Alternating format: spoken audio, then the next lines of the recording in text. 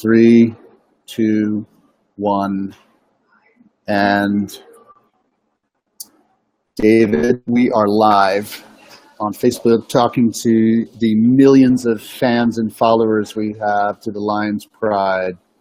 And David, we know each other from Genius Network. Joe Polish, Yeah, you and I met each other, I think, 2 years ago. We were both about the that. shy guys in the back of the room. That's right. But we became Okay. fast friends. David is, I'll let you introduce yourself, give us a quick snippet on you. But I've been always impressed. Sometimes you're a man of a few words, but when you do speak those words, it used to drop my jaw. So I always love to listen to you. So um, give us you have such an interesting business. Give us a little geography and give us a little snapshot of your business and then your family. Okay. You bet. I appreciate it. And thanks for having me on here. Absolutely. Yes, I am David Stelzer. I'm with Azure Standard, Yep. and we sell organic and healthy food. Actually started out as organic farming organically. My dad actually started farming organically back in 1973, way before it was cool.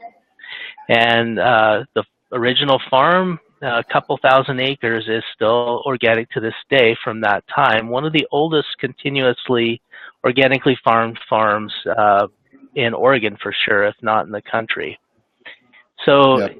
I have a lot of background in organic agriculture, and then we've been selling direct, not just our stuff, but a lot of other folks' stuff, both directly to consumers and to the wholesale market for Yep. the smaller mom and pop type stores and manufacturers, not the big chains. I've Right. stayed away from that for the most part. So I come from rural Oregon. I kept the business. I originally kept it right on the farm. We now have an office in town, but a town of 500. There's not a stoplight in town, right? And our warehouse also in a very small town on the edge of right on the edge of town, but still on the farm. And I been I've been married for just about 30 years now, and my wife and I have 11 children. Now have 3 grandchildren as well. So I have a very blessed family. You're a bold man, David. You're a CEO, business owner, employer of over 150, pioneering your way through organic farming, and you're doing all that with 11 children. And 30 years of marriage. Good for you. So today, David, what I want to talk about, our followers are businessmen, their husbands, their fathers. They're driven, they're highly talented, and they're highly successful. And one of the things that they usually don't have a lot of is time, Yeah. because they're always on the move, and because they're so talented, they always have a lot of opportunities. And our followers, David, are men who are really making big impact. They're making big impact at work. And then, of course, they love their families, their wife, their children. And usually what they're doing, David, is they're putting themselves last on the priority list. And so I was just talking to a guy I was out hiking with earlier this week, and he was reflecting on all the moving parts he has in his life. And then I just asked him this question. I said, so how many hours are you sleeping? Oh, dude, you broke my heart. He's like sleeping 3 hours. And I said, well, what were you eating during the day? He says, I just grabbed some stuff, fast food. And so, David, what I'm going to say is that that's not the best way to bring your best game to your family and to your business. So the reason you and I are talking is because I think when I have sat, not I think, I know when I have sat with you, you have some philosophies, some guidelines, and I think some very practical tips on what our guys could change up, right? What they need to know intellectually, but more importantly, David, what could they do so that they're fueling themselves, they're fueling their brain and their bodies better than they are today? Okay. Well, that's a It's a tall order, but we'll do a sequel, but maybe we can keep it to 10 or 15 minutes so that our guys can get back to work because we're interrupting their day. Absolutely. Yeah, that's a big ticket, and it's a very, very important one. And just, for starting, I'll give my testimony on that. I did the same thing when I was younger. And it doesn't work. In organic, since we've had children and stuff in our family, we've made a conscious effort now not to eat absolutely perfectly, but to eat the very best that we could. And just, to put it in context, it has worked for me and my family. I have 11 children, and only have I ever taken I've only taken one to a doctor, and that was for a broken bone. Never have any of my children ever had to go to a doctor for an illness from the time they were born until the time that they left my household, which most of them are still in my household. But it really works. There's no illness just goes away. The colds and flus, the aches and pains, it just goes away. Now, I am not an absolute believer that there's a one size fits all. There is not a diet that works super well for everybody. There are people that thrive on a vegan diet. There are people that thrive on a paleo diet, and there are people that would die on either one. They do not thrive. And the reason for that is that based on our heritage, we get a microbiome in our body as a baby. That's the bacteria that help us digest the food that we eat.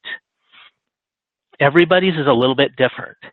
And even from culture, nationally, in a national sense, a very easy one to relate to is the Asian microbiome. If you're going like from Japan, Asians digest soy very well with the microbiome that they have, and this is the bacteria again that's in the intestinal system. A Caucasian, a European, no soy in the diet. We try to eat soy. Typically, our body does not digest it. It becomes poison to us. So, and I know it's all mixed up in the U.S. now, but in a general sense, that's exactly what happens. So Asian culture introduced soy into European culture, and we suddenly had all these illnesses caused from soy. It's not from soy, it's from the digestive system that we have, the microbiome that's in our body. So first of all, David, well, yeah, maybe you're going to say this, but my question would be, how do you determine, paleo, vegan, all meat? How do you figure how do you dial that in for yourself? How do our guys dial that in quickly? Well, part of it without, there are some tests and stuff that you can get, but just from a very logical standpoint, try it. See how you feel. Try a few different diet styles. There is value for almost every one of them for certain microbiomes. Okay, and what is it that you digest easily? So you eat a good vegan meal, and not with a lot left over from the day before or something, but going in with a fairly clean digestive system, eat a good vegan meal, see how you feel, and see how you feel over time. Does that digest well? Do you get energy from it? Eat a, heavy, almost pure protein diet. See how that, and I'm not saying, there's certain things like there's no microbiome that does really well on refined sugar. Doesn't exist. Some people think they do because you get a quick lift.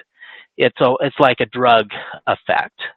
So taking that out of the equation, um, so there is not a one size fits all. Okay. Listen to your body. Now, that's So number it's one rule. experiment. So it's experiment. Do a little work over a little bit And of time. See how you listen, feel. write it down. Yeah, write it down. Okay. Write it down. I journal on that. Personally, I do better with a more plant-based diet. Don't do well with heavy.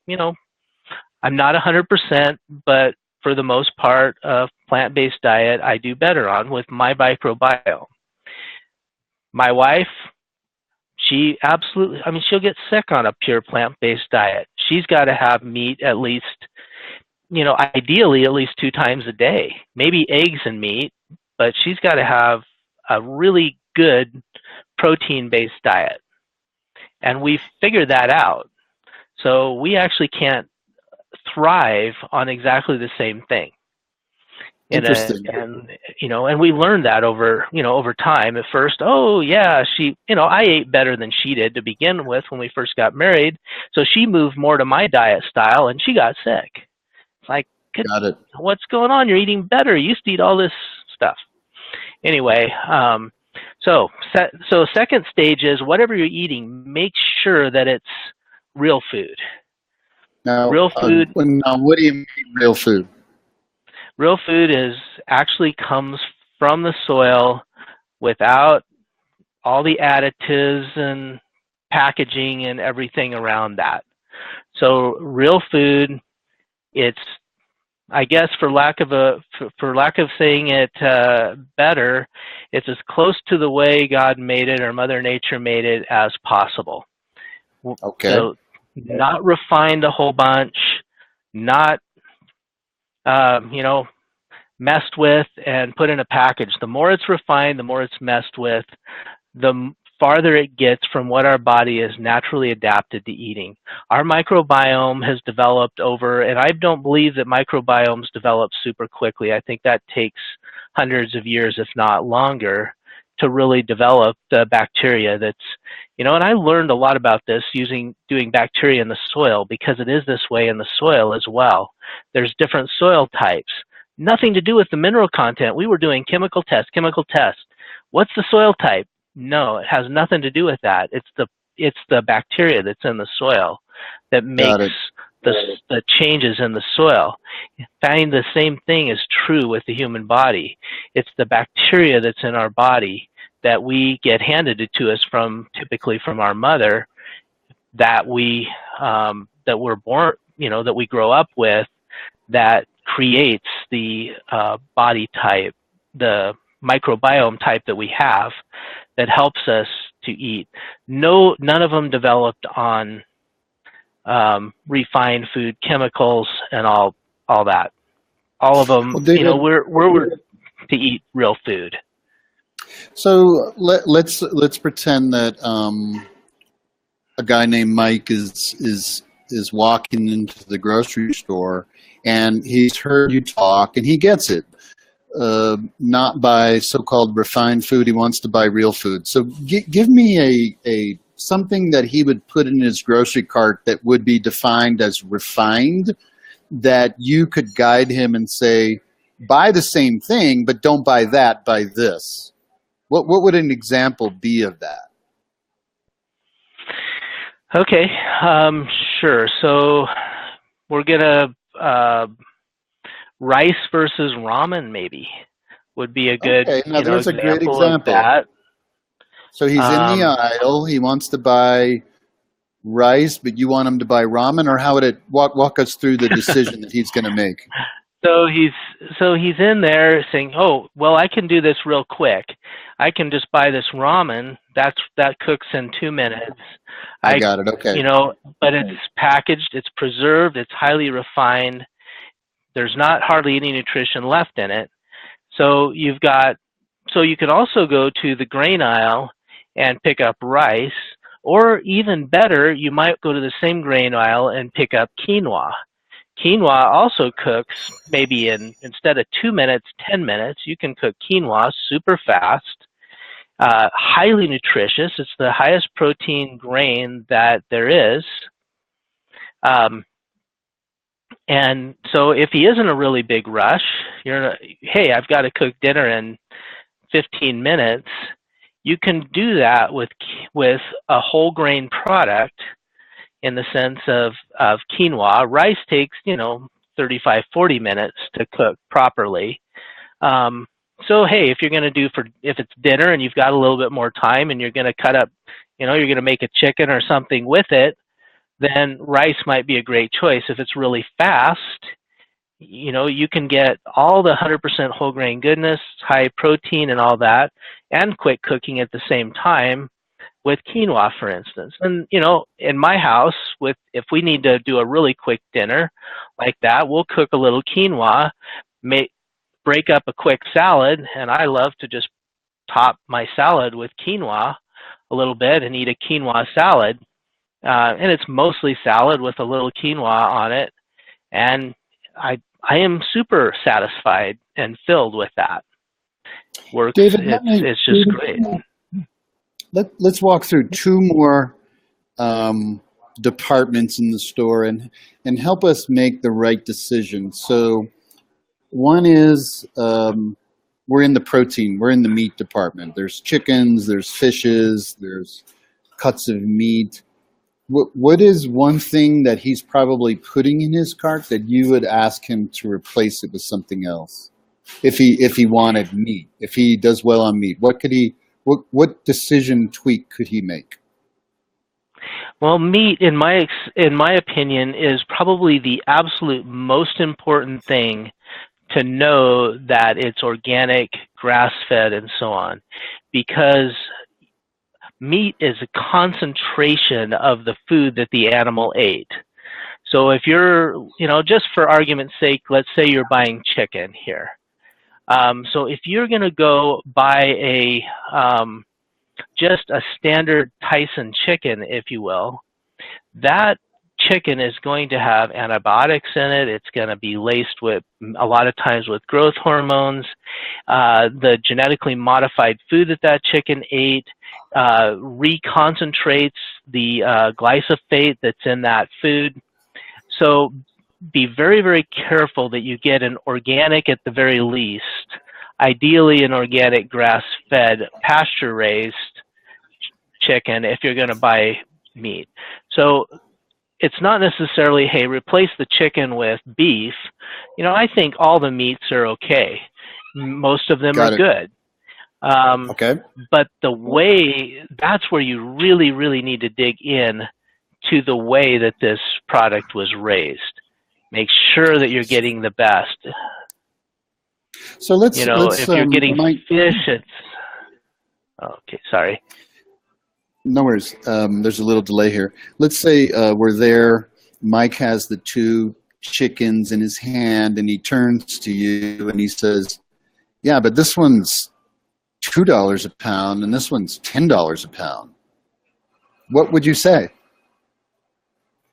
Well, I would tell him that if you compare that to the way he feels, and you compare the price of chicken against medical bills, that $10 a pound looks really, really cheap. And furthermore, there's other ways to buy. They can always come to Azure, but well, we're gonna definitely turn people on to that here in just a second. Let's go through one more department. So usually when you come into the store, one of the first things you see is the fruit and vegetable aisle, and our guy, our Mike with the shopping cart. I mean, he knows fruits and vegetables are good for him, so he's going to buy a few. But he's going to put some stuff in his cart that he's used to shopping for, assuming he is doing fruits and vegetables. But what guidance would you give him to make a smarter decision in the fruit and vegetable department? Okay, at least there's a couple different things. One, again, a little bit like meat, fruits and vegetables also can have a lot of toxic additives that are not on the label or nowhere. So be very careful to look for organic products in the fruit and vegetable aisle as well. It's a very important spot to be paying attention. And hey, again, if you're going to pay, 20 or 30% more for organic, it's going to be well worth it in the long run. Cheaper than cheaper than being treated by a very expensive doctor. Well, yeah, just talking about the doctor bills, but what about all the lost time? And hey, you've got a lot of work to do in your life, and if you're only sleeping 3 hours a night right now, do you really have time to be sick? And eventually that will, catch up as well. So not only in the time loss or in the doctor bill, but you have the time loss as well. And but the productivity as far enhancement you get from good food. It's a huge thing, but otherwise I'd say spend as much time in the produce department putting as much in your cart as you possibly can. Raw fruits and vegetables, of course, the best fruits for you. I always tell people in a general sense, go for fruits. When you're dealing with fruits, go for ones that you can eat the skin on.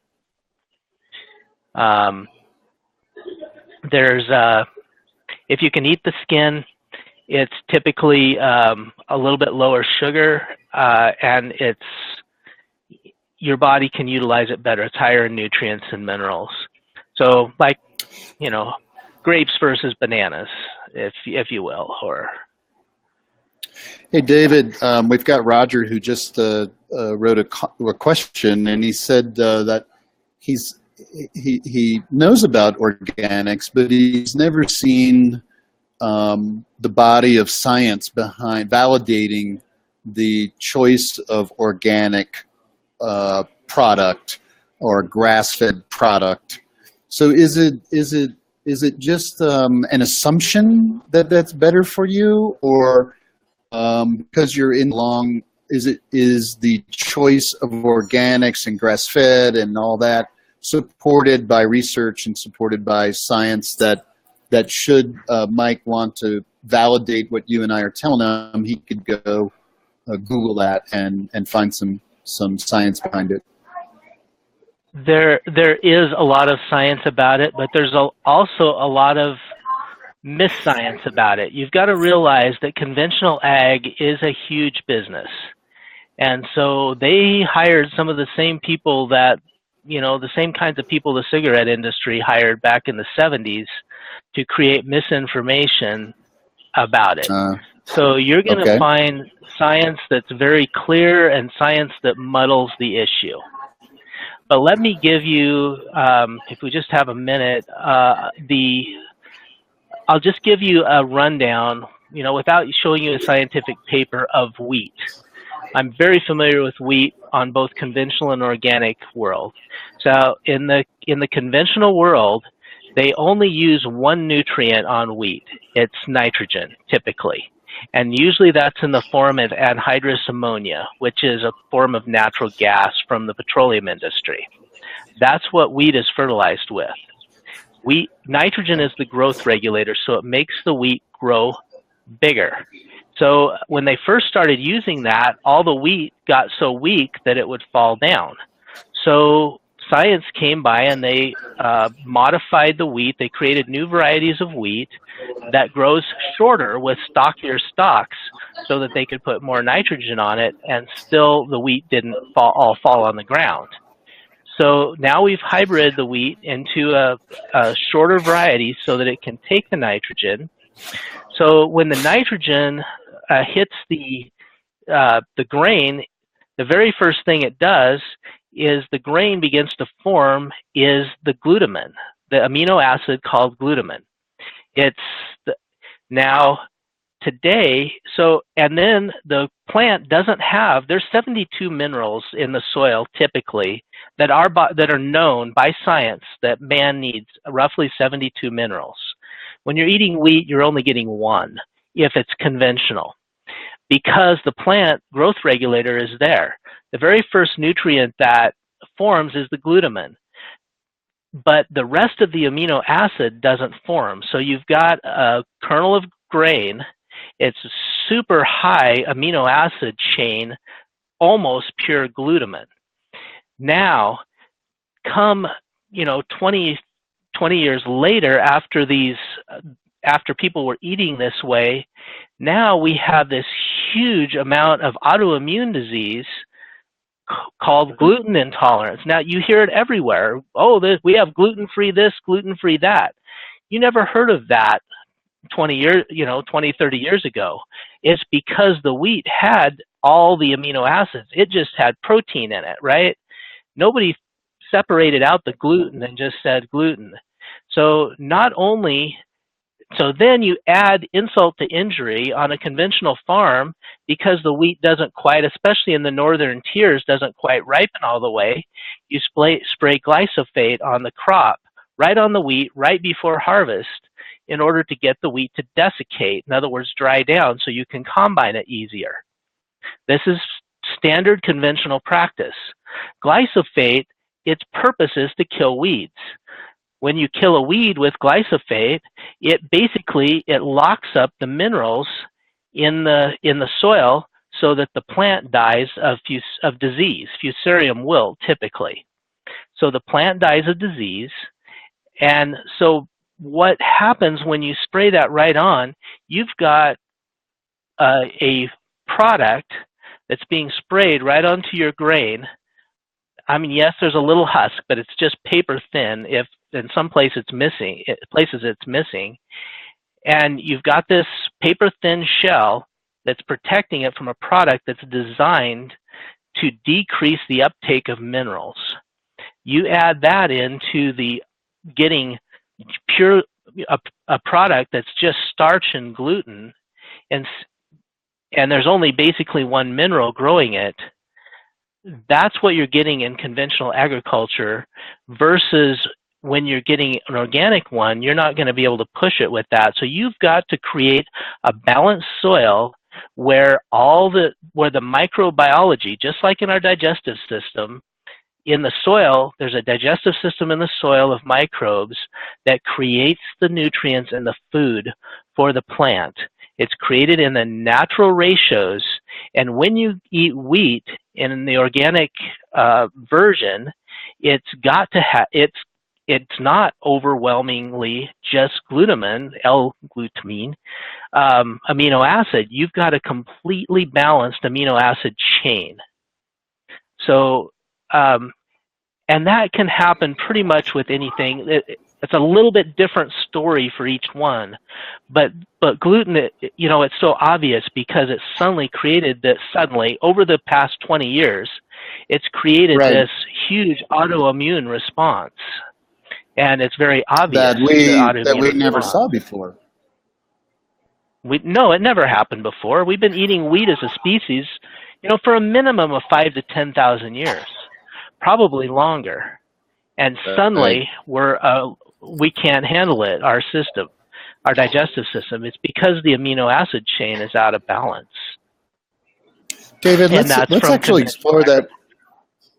Let's explore that just a tad bit further, if I could. So I was telling you that I wanted to have this live cast at Jackson Hole Grocer, which is our local, I don't know, it's a healthy, whole foods sort of really mainstream grocery store. I mean, it's not a little tiny mom and pop place. This is a thriving enterprise right down the street, one block, which is a Kroger subsidiary. And so both, if I go into the meat, if I go into the vegetable and the fruit, both have organic departments. But Kroger is big ag, generally speaking, I think. So my question is this: is there going to be, when Mike has to choose which store to go to, is there a difference for him? There often is. Yeah, there is. There is a lot of, and it kind of breaks my heart to watch, but because I've been, working in organics for so long. But now that we have a lot of the big box stores into organic, we're also pulling organic from big ag, and a lot of that big ag is in other countries, particularly China. The regulations in China, I mean, yes, they're coming with paperwork, but Walmart, for instance, is now getting into organic produce. They're importing organic apples from China. They're importing almost all their grain and beans and seeds and all that is imported from China. Um, and the rules aren't quite the same. So, Got it. you know, it's hard to watch, but they can still technically put the USDA organic logo on those products. So when you're going, looking for a store, yes, find one if at all possible, one that works with local farmers that that they know that are a part of your community as much as possible. And then also ones that work with, local organic products and national organic products that have a good reputation. When you get, Walmart and Costco and some of those places into the organic stream, it can come from wherever has paperwork. That's the only thing they care about. They're really not vetting it in any other way. And, like anything else, when you're dealing with third world countries, it's all those things are for sale in some parts of the world. So we do have to be careful with that. Well, let's help Mike be really, really careful, and let's connect him more directly with you, because you are nationally based, and maybe you could talk a little bit about your business. I remember when I asked you, I was intrigued when we first met. I said, well, gee whiz, we live in this little town in Wyoming. I mean, you said, well, I think we have a truck that goes there. So, if Mike wants to pull the variables out, he just doesn't know who to trust. He loves to shop at Kroger, or Albertsons or whatever, but he just doesn't trust the quality of food that he's going to get there. What do you offer differently? And then how could he take the step to connect and become a customer? Okay, so here at Avzer, we've put together a line of foods, organic food, and we have, and it's a pretty wide. Pretty much, you'd find anything that you'd find in a supermarket, in the healthy and organic space. Not necessarily, we don't carry the junk, but maybe the Whole Foods type market you were talking about, we would have most of that kind of product. And we put together that in an online shopping experience. So you can shop for that all online, or we also still have a paper catalog as well that we offer. So for somebody who wants to look at paper, probably your audience, that wouldn't be so much anymore. But anyway, and then throughout at least the western, pretty much all of the United States except for the Northeast, we've put together regular logistical truck routes. So on those trucks, they're all dual temp, so they can haul both refrigerated products and frozen products on the same truck. And we send the product in to your local community. And typically we get a volunteer in the local town that will take on the drop point. So the spot for the truck to stop. And that's often, it can be at a house, but a lot of times it's at churches, community centers, schools, usually not public schools, a lot of private schools, or, that sort of thing. And then anyone in that community then who ordered their order directly from us, it all gets delivered to that one location, and they can come pick it up from that spot. So you're actually doing your shopping online with a virtual shopping cart and just making one trip to this local community drop to pick it up. So in a nutshell, that's kind of how it works. And we have roughly about 2,300 of these drop spots throughout the country. Love it. So how does Mike and his family connect with you? What would be the process? He's excited right now. He understands there's science behind organics. He understands that within the org differences, he wants to get the best for his family, himself. So how does he get that from you?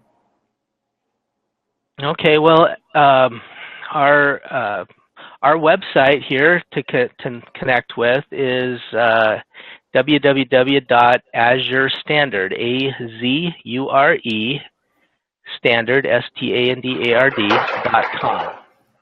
So that name, Azure, is always associated with blue. It's a color of blue, and it's always been associated with truth and justice and doing it right. And so our goal is with our name is to always set that Azure standard, to create the best standard available. So we remind ourselves of that every day with our name. Also, we have a full customer service staff as well, open 12 hours a day on our call center. And that Is number there a is phone number to call? phone number is 971-200-8350.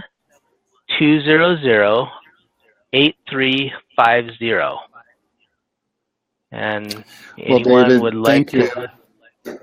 Yeah, I hey guys, the reason that David and I went a little long today is because food is probably the most powerful drug that you put in your body. You can either put quality food in your body so that you're performing the best every day at the dinner table, building Legos out on the Little League field, or in your office. Or you can put, I don't want to know what to call it, crap in your body.